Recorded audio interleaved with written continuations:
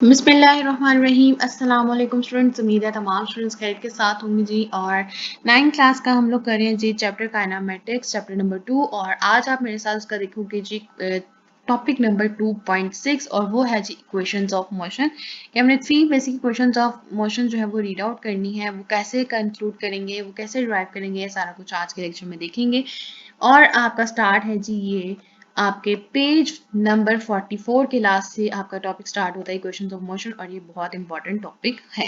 तो स्टार्ट करेंगे मेरे साथ आप कि there are 3 basic equations of motion the body is moving with the uniform acceleration. तो ये हमारे पास वो इक्वेशंस ऑफ मोशन है जो उस बॉडी के लिए ये यूनिफॉर्म एक्सेलरेशन के साथ मूव कर रहा होगा। These equations relate initial velocity, final velocity, acceleration, time, distance. तो ये 4-5 फैक्टर हैं जो हमने इस इक्वेशंस में रिलेट करने हैं। Covered by a moving body. अगर to simplify the derivation of these equations, we assume that the motion is along a straight line। तो हमने क्या assume कर लिया कि motion क्या है body की along a straight line। Hence we consider only the magnitude of displacements, velocities and acceleration। तो ये आपका क्या हो गया सबसे पहले इंट्रोडक्शन। अगर आपके पास कोई भी लॉन्ग क्वेश्चन आता है तो आपने क्या करना है, उसका सबसे पहले यहाँ पे इंट्रोडक्शन को एक्सप्लेन कर देना है। इंट्रोडक्शन एक्सप्लेन करने के बाद आपके पास क्या आएगी, बॉडी डायग्राम की एक्सप्लेनेशन। तो यहाँ पे आपने जो एक्सप्लेनेशन अभी आपको नीचे दिखाई जाएगी फिगर 2.26 की, वो आपके पास क्या आएगी, फिगर एक्सप्लेनेशन। यहाँ पे आप हेडिंग दोगे, लेकिन यहाँ पे लिखने से पहले आपने क्या करना होगा, आपने इसके बाद इक्वेशन ऑफ मोशंस में से सबसे पहले इसकी फिगर बनानी होगी। फिगर बनाने के बाद ही आपने क्या करना है, इसकी डायग्राम को एक्सप्लेन करना है। तो अगर आगे आप मेरे साथ देखते हैं फिगर को, फिगर में क्या कह रहे हैं, फिगर की एक्सप्लेनेशन में consider a body moving with the initial velocity. आपने एक बॉडी कंसीडर कर ली, मूव क्या कर रही है इनिशियल वेलोसिटी के साथ स्ट्रेट लाइन में, और उसकी एक्सेलरेशन क्या है, uniform. It's velocities become vf after time t। कुछ टाइम के बाद उसकी वेलोसिटी क्या होगी, vf हो गई। The motion of the body is described by the speed time graph, जो हमने लास्ट लेक्चर में पढ़े भी थे, by the line AB। The slope of the line AB is the acceleration A। The total distance covered by the body is shown by the shaded area under the line AB। The equation of motions can be obtained easily from the graph। तो आपके पास जो है वो एक नीचे graph दी गई, speed time graph. और आपको पता है कि एरिया के अंदर जितना पोर्शन होता है, कवर किया होता है, वो हमारे पास क्या होता है, डिस्टेंस होता है। यहाँ से हमारे पास क्या है, बॉडी है, एक ए बी है, ये हमारे पास एक्सेलरेशन है, यूनिफॉर्म एक्सेलरेशन। यहाँ पे एक्स पे स्पीड है, यहाँ पे फाइनल वेलोसिटी वी एफ है, इनिशियल वी आई है। और ये यहाँ पे उसने स्पीड को गेन किया, स्पीड गेन हो जाए तो क्या होता है, एक्सेलरेशन इनटू टाइम। और एरिया हमारे पास यहाँ से फर्स्ट इक्वेशन ऑफ मोशन हमारे पास निकलती है, final velocity equals to initial velocity plus product of acceleration and time. तो स्पीड टाइम ग्राफ से हमारे पास सबसे पहले जब निकालनी होगी, हम लोगों ने for the motion of a body shown figure slope of the line A B gives the acceleration. तो अभी हम बेसिकली क्या कैलकुलेट करने जा रहे हैं, एक्सेलरेशन को। आपने क्या देखा जी, ये हमारे पास क्या है, slope of the line A B, जिसको हम क्या कह रहे हैं, एक्सेलरेशन ई। ये हमारे पास क्या होगी जी, बी सी। ठीक है, बी सी ओवर ए सी।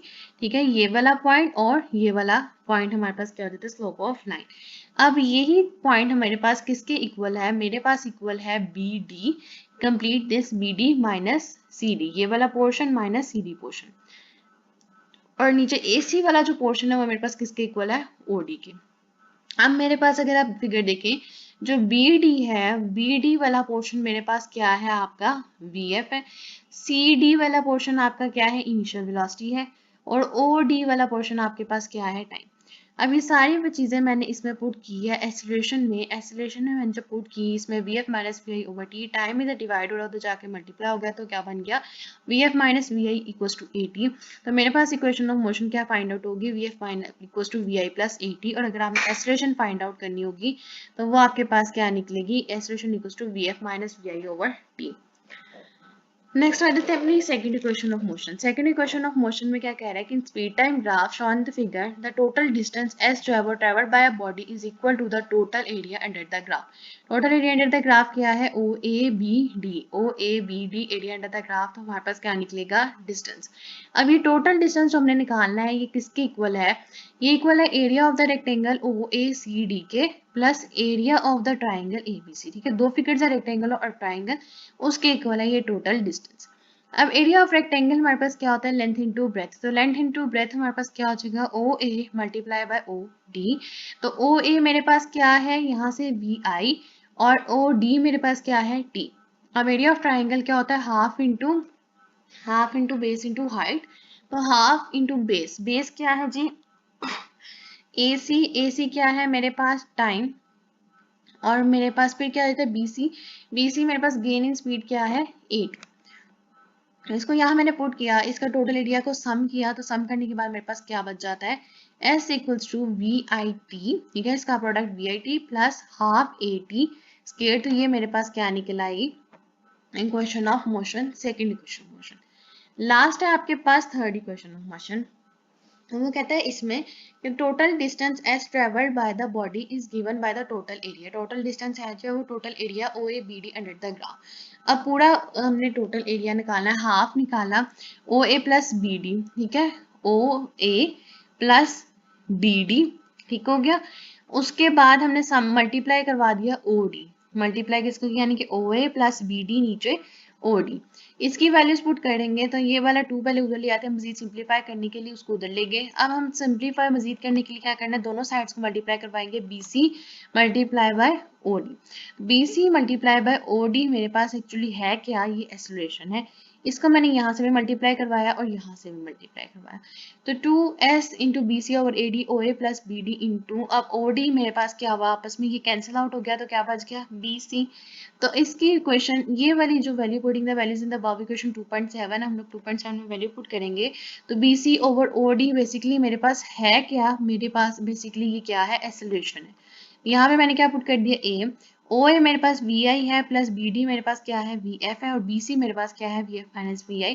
तो यहाँ से मेरे पास क्या कंक्लूड हुआ, 2S equals to VF square minus VI square. यहाँ से मेरी क्या निकला equation of motion, third equation of motion. पहले क्या निकली VF equals to VI plus AT, से हम एक्सेलरेशन भी निकाल सकते हैं। दूसरी निकाली S equals to VIT plus half AT square, और तीसरी हम निकाल सकते हैं 2S equals to VF square minus VI square. तो कभी कभी क्या होता है हमारे पास इन तीनों इक्वेशन में से हम लोगों को एक्सेलरेशन निकालनी पड़ती है, तो आपको क्या करना पड़ता है, री अरेंजमेंट करना पड़ता है। तो आपके पास यहाँ पे जो है वो कुछ न्यूमेरिकल्स प्रॉब्लम्स है जो हमको अभी देख लेते हैं लेक्चर के दौरान। क्या कह रहा है, car travelling at 10 metre per second accelerates, ये हमारे पास क्या है, ट्रेवल कर रहा है अभी, तो ये मेरे पास क्या होगी, initial velocity uniformly at 2 metre per second. अब यूनिफॉर्मली क्या है मेरे पास 2 मीटर पर सेकंड एक्सेलरेशन है, वेलोसिटी फाइंड करनी, टाइम क्या दिया हुआ मेरे पास 5 सेकंड। अब मेरे पास V आई है, मेरे पास एक्सेलरेशन भी है, टाइम भी है, मैंने क्या निकालना है VF। इसके लिए सबसे पहले इक्वेशन यूज करेंगे VF equals to VI plus AT, इसमें सारी वैल्यूज पुट करेंगे तो मेरे पास क्या निकल आएगी फाइनल वेलोसिटी, वो क्या निकली 20 मीटर पर सेकंड। अब नेक्स्ट क्वेश्चन है क्या, train slows down 80 kilometre per hour with uniform retardation, retardation यानी कि एक्सेलरेशन क्या है, नेगेटिव है। How long it will take to attain a speed of 20 kilometre per hour, यानी इनिशियल वेलोसिटी मेरे पास 80 है और फाइनल वेलोसिटी 20 है, एक्सेलरेशन मेरे पास -2 है, फाइंड क्या करना है टाइम। इसके लिए भी मैं क्या यूज करूंगी, सबसे पहली equation VF equals to VI plus half it. लेकिन सबसे पहले किलोमीटर पर आवर को मुझे किस में कन्वर्ट करना है, मीटर पर सेकंड में। जब भी उसको कन्वर्ट करना होता है तो हम लोग क्या करते हैं, हम लोग सबसे पहले उसको मल्टीप्लाई करते हैं 1000 से और डिवाइड कर देते हैं 36 से, 3600 से सॉरी।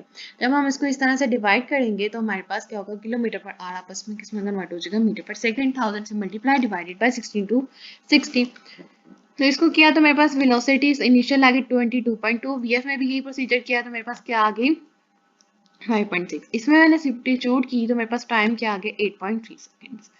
ट्वेल्थ देखें, a bicycle accelerates at 1 metre per second, acceleration मुझे कितनी दी 1 metre per second, from initial velocity मेरे पास क्या है VI 4 मीटर पर सेकंड, और टाइम क्या है 10 सेकंड। फाइंड करेंगे हम distance move by the time during this time interval.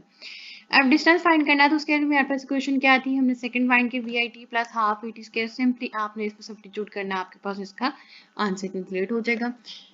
Next आ जाती है आपके पास लास्ट इक्वेशन, और आज के लेक्चर का लास्ट प्रॉब्लम है, क्या car travels with the velocity, ये मेरे पास होगी सबसे पहले initial velocity, then accelerate uniformly and travels at distance, distance क्या दे दी है 50 metre, if a velocity reaches is 15 metre per second, तो ये मेरे पास क्या होगी फाइनल वेलोसिटी है। फाइंड करेंगे हम acceleration and the time to travel this distance, acceleration भी फाइंड करना है और टाइम भी फाइंड आउट करना है। तो इसमें सबसे पहले हम लोग एक्सेलरेशन फाइंड करने के लिए कौन सी इक्वेशन यूज करेंगे, हम लोग लास्ट क्वेश्चन यूज करेंगे 2s equal to we f square minus we i square, क्योंकि हमें क्या फाइंड करना है, एक्सेलरेशन और डिस्टेंस पे दिया हुआ v f over v i. इससे मेरे पास एक्सेलरेशन क्या निकल आई 2 मीटर पर सेकंड। अब टाइम के लिए मुझे क्या चाहिए, question number 1 v f equal to we I plus e T.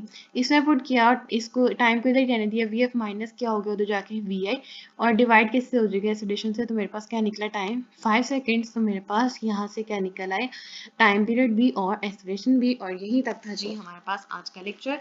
और मुझे उम्मीद है कि आपको आज का लेक्चर अच्छे तरीके से समझ आया होगा। इनकेस कोई क्वेश्चन है, क्वारी है, तो आप लोग जरूर पूछ सकते हैं। और लास्ट में जाते हुए जी मेरी आपसे सिर्फ एक रिक्वेस्ट होती है कि अगर अभी तक आपने चैनल सब्सक्राइब नहीं किया तो काइंडली प्लीज चैनल को सब्सक्राइब कर दें। वीडियो पसंद आए तो वीडियो को जरूर लाइक कीजिए और ज़्यादा से ज़्यादा शेयर करते हैं। Thank you.